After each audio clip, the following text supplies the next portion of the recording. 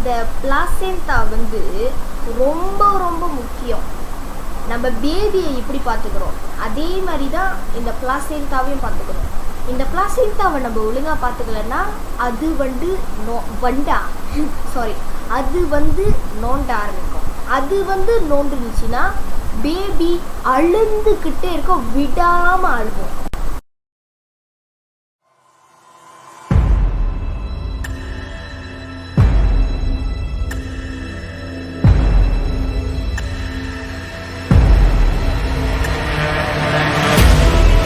Hi guys and welcome to my channel. நீங்கள் பார்த்துட்டு இருக்கிறது ஜெனிமின் முனீஸ்வரன். நான் தான் உங்கள் முனீஸ்வரன். ஸோ இன்னைக்கு வந்து ஒரு பேய் கதை தான் வச்சுருக்கேன் உங்ககிட்ட சொல்கிறதுக்கு. அதுக்கு முன்னாடி ஒரு பொருளை பற்றி ஒரு உறுப்பை பற்றி உங்கள்கிட்ட இன்ட்ரடியூஸ் பண்ணிவிட்டு அதை பற்றி பேசிட்டு அதுக்கப்புறம் நான் கதைக்கு போகலான்னு இருக்கேன். அந்த பொருள் வந்து பேய்க்கு சம்மந்தப்பட்டு தான் இருக்கும். கண்டிப்பாக எல்லாருக்குமே அந்த பொருள் கண்டிப்பாக இருந்திருக்கும். ஓகே, இன்னைக்கு நான் பேச போகிறது வந்து பிளாசென்டா பற்றி.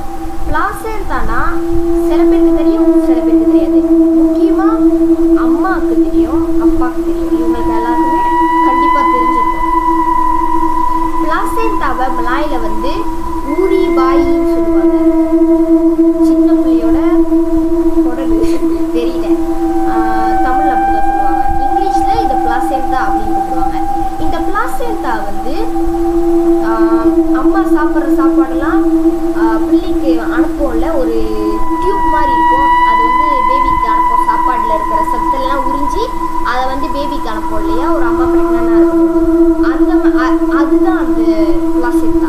அந்த பிளாசென்டா வந்து பேபி பிறக்கும்போது அந்த பிளாசென்டாவையும் சேர்த்து வெளியாக்கிடுவாங்க. பிளாசென்டாவும் பேபியோட சேர்ந்து வெளியாயிரும். அப்படி வெளியாகனா டாக்டர் நோண்டி வெளியெடுத்துருவாங்க. ஸோ இதை வந்து பிறந்த பிள்ளைங்களாம் பார்த்தீங்களா, வயிறில் ஒரு மாதிரி கிளிப் மாதிரி போட்டிருப்பாங்க இல்லையா, அது வந்து அந்த வெட்டுறது பிளாசென்டாவும் அந்த தொப்புளும் ஜாயின் பண்ணியிருக்கிறத வெட்டி கிளிப் போட்டுருவாங்க. ஸோ இந்த பிளாசென்டா வந்து வெட்டி டாக்டர் வந்து பையில கட்டி கொடுத்துருவாங்க.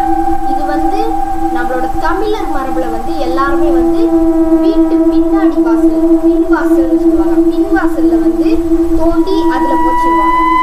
இந்த பிளாசென்டா வந்து பார்க்கறதுக்கு ரத்தமாக இருக்கும். இந்த பிளாசென்டாவை நம்ம வீட்டு பின்னாடி நல்லா ஆழமாக தோண்டி அடியில் வச்சு அதுக்கப்புறம் தான் மண்ணை போட்டு மூடி அது மேலே ஒரு பாசியா அது மாதிரி வெயிட்டான ஜாமான்லாம் வச்சிருந்தோம் அப்படின்னு சொல்லுவாங்க. ஏன்னா அப்போதான் அது வந்து நோண்டி அந்த பிளாசென்டாவோட ரத்தத்தை குடிக்காது அப்படின்றதுக்காக தான் பெரியவங்கலாம் அந்த காலத்துலேருந்தே நல்லா ஆழமாக தோண்டி போதீங்க அப்படின்னு சொல்லுவாங்க. கண்டிப்பாக உங்கள் பாட்டி தாத்தாட்ட போய் கேட்டு பாருங்க, அவங்க அப்படி தான் சொல்லுவாங்க. ஓகே, இப்போ ஒரு கதை. இந்த கதையில் நான் மெயின் ரோலுக்கு கொடுக்குற பேர் வந்து அரவிந்த். போன தடவை அதே பேர் தான் கொடுத்த போல, ஒரு ஷார்ட்கட்டுக்காக தான் கொடுத்தேன்னு நினைக்கிறேன். பரவாயில்ல, இந்த தடவை தர்வின்னு பாய்ப்போம். அரவிந்தியை மாற்றி தர்வின்னு பாய்ச்சிருக்கு தான். மூலெல்லாம் ரொம்ப வேலை செய்யுது. ஓகே, தர்வினுக்கு வந்து வெறும் 9 வயசு தான். இவனுக்கு வந்து அக்கா இருக்கு. அந்த அக்காவை வந்து கல்யாணம் பண்ணிட்டாங்க. அவங்களுக்கு வந்து பிள்ளை பிறக்க போகுது. ஸோ அதனால எல்லாருமே ஹாஸ்பிட்டலில் இருக்காங்க. ஒரு அவர்கிட்ட வெயிட் பண்ணதுக்கு அப்புறம் வார்ட்லேருந்து நர்ஸ் வெளியாகிறாங்க. அவங்க வந்து சொல்கிறாங்க, கங்க்ராச்சுலேஷன்ஸ், உங்களுக்கு வந்து ஆம்பளை பையன் பிறந்திருக்கான் அப்படின்னு சொல்கிறாங்க. ஸோ எல்லாருக்குமே வந்து ஷர்வீன் இல்லை தர்வீனோட அம்மா, தர்வீனோட மாமா, அதாவது அந்த அக்காவோட ஹஸ்பண்ட், எல்லாருக்குமே ரொம்ப ஹாப்பி. ஸோ ஆனால் வந்து டிஸ்சார்ஜ் பண்ண மாட்டாங்க.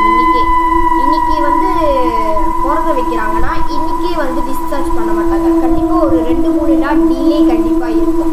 அந்த பேபி வந்து ஹெல்த்தியாக இருக்கா, அது உடம்புல ஏதாவது பிரச்சனை இருக்கா, அதெல்லாம் செக் பண்ணிவிட்டு விடுறதுக்கு டிஸ்சார்ஜ் பண்ணுறதுக்கு ரொம்ப நாள் ஆகும். ஸோ இந்த அக்காவுக்கும் அதே தான் நடந்திருக்கு. ஸோ மாமா என்ன சொல்கிறாருன்னா, மாமானா அந்த அக்காவோட ஹஸ்பண்ட், அவர் என்ன சொல்கிறாருன்னா, அம்மாவையும் தர்வினியும் வீட்டுக்கு போக சொல்றாரு. ஸோ மாமா வந்து ஒரு பை மாதிரி வந்து அம்மாட்ட கொடுக்குறாரு. அம்மா தர்வினோட அம்மாட்ட கொடுக்குறாரு. வீட்டில் போய் மேசையில் வச்சிருங்க அப்படின்னு சொல்லிடுறாரு. ஸோ தர்வினும் அம்மாவும் வீட்டுக்கு போயிட்டாங்க. வீட்டுக்கு போனோடனே அம்மா வந்து தர்வின் கிட்ட அந்த பையை கொடுத்து போய் கிச்சன் மேசை மேலே வச்சு லைட்டை தட்டி விட்டுட்டு வா அப்படின்னு சொல்லியிருக்காங்க. அந்த பையனும் எதுவுமே பேசாம போய் வச்சுட்டு வந்திருக்கான். ஸோ அவன் வந்து அவங்க அம்மாட்ட கேட்குறான், அம்மா அது என்னதுமா அந்த பையன் உங்களுக்கு இருக்கு அப்படின்ட்டு. ஏன்னா அவன் வளர்ற பையன்ல அவனுக்கு அப்படிதான் கேள்வி வரும். ஸோ அவன் கேட்குறான். அப்போ வந்து அவங்க அம்மா வந்து முடியாது, அதெல்லாம் பொம்பளை விஷயம், அதெல்லாம் உனக்கு தேவையில்ல அப்படின்னு சொல்கிறான். இப்போ நீங்கள் சொல்லலைன்னா நான் போய் பையை பிரித்து பார்த்துருவேன் அப்படின்னு வந்து தர்வின் சொல்கிறான்.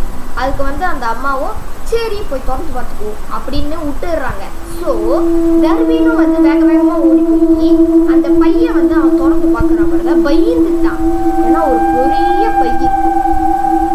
நார்மலாக கடையிலலாம் கறி ஊற்ற வைப்பாங்க தெரியுமா, டிரான்ஸ்பரண்ட் பை. அந்த பையுடைய என்னமோ இருக்கு. அது சூப்பா ரத்தமாக இருக்கு. அது கித்தால கட்டி பையில கட்டி இன்னொரு பையை அது மேலே கட்டி கொடுத்துருக்காங்க. அதை பார்த்து அவன் பயந்து திரும்ப பையை எப்படி இருந்துச்சு கட்டி மேசை மேலே வச்சுட்டு வந்துட்டான். ஏமா அது ரத்தமாக இருக்கு அப்படின்னு கேட்டப்ப அவங்க அம்மா வந்து கண்டுக்க கிடையாது. ஸோ தர்வினும் வந்து அதை போதை பண்ணிக்கிறது இல்லை. ஏன்னா அவங்க அம்மாவே அப்படிதான். ஸோ அதனால அவங்க வந்து பெருசாக அதை போதை பண்ணிக்கல.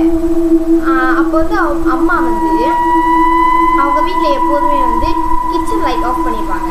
ஆனால் வந்து அந்த அன்னைக்கு மட்டும் தர்வினோட அம்மா வந்து கிச்சன் லைட் ஆஃப் பண்ணாத மேசை மேலே நீயே பார்த்தல ரத்தமாக இருந்துச்சுன்னு சொன்னல, அது வந்து நோண்டும். அதுன்னா உங்களுக்கு தெரியும் பேய் வந்து நோண்டாமல் இருக்கிறதுக்கு தான் லைட்டு திறந்து வைக்கிறேன் அப்படின்னு சொல்லிட்டு எல்லாரும் படுத்துட்டாங்க.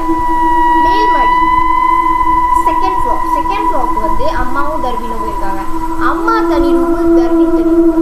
ஸோ 2 பேருமே தூங்கிட்டாங்க. விடிய காலையில் 12 மணி இருக்கும். மிட் நைட் 12:00 அப்படின்னு இருக்கும்ல. அந்த டைம் இல்லை, கரெக்டாக 12 மணிக்கு கிச்சன்லேருந்து வந்து பை நோடுற சத்தம். உடனே வந்து யார் அவன் வேற மறந்துட்டேன், தர்வின் வந்து உடனே போய் அந்த பையை பிரித்து பார்க்குறானா. கதவு திறந்து அவனுக்கு பயம்தான், இருந்தாலும் அவன் எட்டி பார்க்குறான். இங்கேருந்து எனக்கு கிச்சன் லைட்லாம் திறந்துருக்கு, எல்லாமே தெரியல. எட்டி பார்க்கும்போது திடீர்னு ஃபேன் சத்தம் நின்றுச்சு. இதுதான் வித்தியாசமான சவுண்ட்லாம் வீட்டிலேருந்து வந்து கதைக்கு மணி இப்போ ராத்திரி. அதான் எனக்கு பயமா இருக்கு. ஸோ ஆனால் ஹால் அம்மா இருக்கு. டேய் கதையை சொல்கிறா. ஸோ தர்வின் வந்து எட்டி பார்க்கும்போது அந்த மேசை கிட்ட ஒரு பெரிய உருவம் நிற்கிது. அது வந்து அந்த பையிலேருந்து அந்த சாப்பிட்டுட்டு இருக்கு. ரத்தம் குடிச்சிட்டு இருக்கு. அவன் பார்க்குறான், மேசையிலலாம் ரத்தம் குடிச்சு கிடக்கு. அவன் வந்து அவங்க அம்மாவை கூப்பிட்டு சொல்கிறான். ஸோ அவங்க அம்மாவும் பார்த்து அங்கே உருவம் இல்லை. அவங்க அம்மாவை பார்க்கும்போது அந்த பேய்க்கு தெரிஞ்சிருச்சு. ஓ யாரோ பார்த்துட்டாங்க, அழகா எஸ்கேப் ஆயிடுவோம் அப்படின்னு சொல்லிட்டு நழுவிடுச்சு. நழுவி அது வந்து ஓடிடுச்சுல. ஸோ அவங்க அம்மா வந்து பார்க்கும்போது ரத்தமாக இருக்கு மேசை. ஸோ அவங்க சொல்கிறது உண்மைதான் அப்படின்னு அவங்க அம்மாவும் நம்பியிருக்காங்க. அதனால விருதுன்னு அதெல்லாம் க்ளீன் பண்ணிட்டு எடுத்து வச்சுட்டு அவங்க வந்து கட்டி சேஃபான இடத்துல வச்சுட்டாங்க. அதுதான் அந்த கதை. ஸோ உங்கள் வீட்டில் ஒரு புதிய உறவு வரப்போகுது. புதிய உறவுனா கண்டிப்பாக பேபியாக தான் இருக்கணும். ஸோ பேபி உங்கள் வீட்டுக்கு வரப்போகுதுன்னா உங்கள் அப்பா அம்மா கிட்ட இல்லைன்னா உங்கள் அத்தையா மாமாவா சித்தியா சித்தப்பாவா அவங்கக்கிட்ட வந்து நீங்கள் அட்வைஸ் மாதிரி கொடுக்கணும். ஆனால் சிச்சுவேஷன் அறிஞ்சு பேசணும், இல்லைன்னா அற விடுவோம். அறிஞ்சு பேசணும், இல்லைன்னா அற விடுவோம். காம்பினேஷன் கரெக்டாக இருக்கு. அறிஞ்சு இல்லை அற. அப்படி ஞாபகம் முனீஸ்வரன் தான் சொன்னா, அதனால தான் நான் செஞ்சேன், ஆனால் எனக்கு அற விழுந்துச்சு அப்படின்னு சொன்னீங்கன்னா நான் உங்களுக்கு கொடுப்பேன் அற. அப்படின்லாம் சொல்ல மாட்டேன். நீங்களாம் என்னோட ரொம்ப ரொம்ப க்ளோஸ் ஃப்ரெண்ட்ஸ். ஆமாம், உங்களெல்லாம் அறைய மாட்டேன் நான். நீங்களாம் என்னோட பெஸ்ட்